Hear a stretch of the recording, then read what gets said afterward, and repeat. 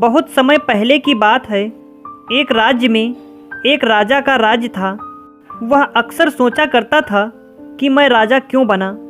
एक दिन इस प्रश्न का उत्तर प्राप्त करने उसने अपने राज्य के बड़े बड़े ज्योतिषियों को आमंत्रित किया। ज्योतिषियों के दरबार में उपस्थित होने पर राजा ने यह प्रश्न उनके सामने रखा, जिस समय मेरा जन्म हुआ ठीक उसी समय कई अन्य लोगों का भी जन्म हुआ होगा। उन सब में मैं ही राजा क्यों बना? इस प्रश्न का उत्तर दरबार में उपस्थित कोई भी ज्योतिषी नहीं दे सका।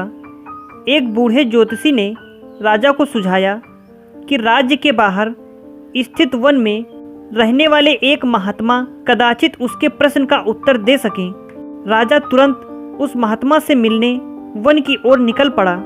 जब वह महात्मा के पास पहुंचा तो देखा कि वो अंगारे खा रहे हैं। राजा घोर आश्चर्य में पड़ गया, किंतु उस समय राजा की प्राथमिकता अपने प्रश्न का उत्तर प्राप्त करना था। इसलिए उसने इधर उधर की कोई बात किए बिना अपना प्रश्न महात्मा के सामने रख दिया।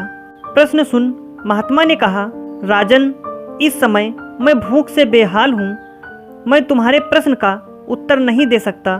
कुछ दूरी पर एक पहाड़ी है, उसके ऊपर एक और महात्मा तुम्हें मिलेंगे।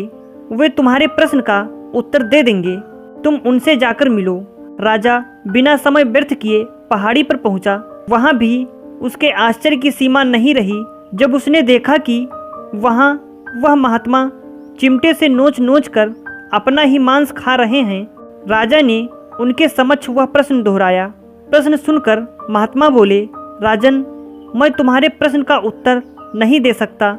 मैं भूख से तड़प रहा हूँ। इस पहाड़ी के नीचे एक गांव है।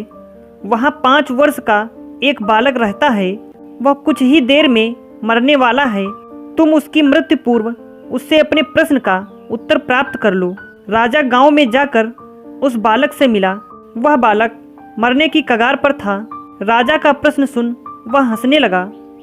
एक मरते हुए बालक को हंसता देख राजा चकित रह गया, किंतु वह शांति से अपने पूछे गए प्रश्न के उत्तर की प्रतीक्षा करने लगा। बालक बोला, राजन, पिछले जन्म में मैं, तुम और वो 2 महात्मा जिनसे तुम पहले मिल चुके हो भाई थे। एक दिन हम सभी भाई भोजन कर रहे थे कि एक साधु हमारे पास आकर भोजन मांगने लगा। सबसे बड़े भाई ने उससे कहा कि तुम्हें भोजन दे दूंगा तो क्या मैं अंगारे खाऊंगा, और आज वह अंगारे खा रहा है। दूसरे भाई ने कहा, तुम्हें भोजन दे दूंगा तो क्या मैं अपना मांस नोचकर खाऊंगा, और आज वह अपना ही मांस नोचकर खा रहा है। साधु ने जब मुझसे भोजन मांगा तो मैंने कहा कि तुम्हें भोजन देकर क्या मैं भूखा मरूंगा, और आज मैं मरने की कगार पर हूँ, किंतु तुमने दया दिखाते हुए उस साधु को अपना भोजन दे दिया। उस पुण्य का ही प्रताप है कि इस जन्म में तुम राजा बने। इतना कहकर बालक मृत्यु को प्राप्त हो गया। राजा को अपने प्रश्न का उत्तर मिल चुका था। वह अपने राज्य की ओर चल पड़ा। अगर आपको हमारी कहानी अच्छी लगी तो लाइक और शेयर जरूर करें, और ऐसी ही कहानियाँ सुनने के लिए हमारे चैनल को सब्सक्राइब करना बिल्कुल ना भूलें।